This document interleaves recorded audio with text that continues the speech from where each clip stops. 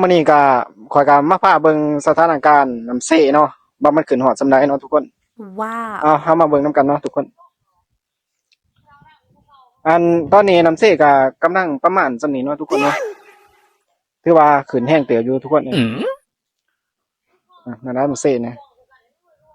ว่าพี่นี่แม่นสถานการณ์น้ำเซเด้อตอนนี้เด้อทุกคนน้ำแกงก็ถือว่าขึ้นฮอดพุ่นน่ะเนาะทุกคนโอ้ว้าว บางตอนก็ออกมาตอนเช้าน่ะก็อยู่หม้องประมาณเด็กน้อยเสื้อสีอันนั้นน่ะอิหยังวะสีส้มเนาะบ้าอยู่บ่อนนั่นน่ะเด็กน้อยเสื้อสีส้มเนาะน้ำมันก็ขึ้นอยู่บ่อนนั่นน่ะอันนี้มันดวงฮอดพุ่นน่ะเด้ทุกคนเอ้ยอยู่เบื้องนี้ก็ขึ้นฮอดพุ่นน่ะอ้อขึ้นฮอดสิมอเฮือน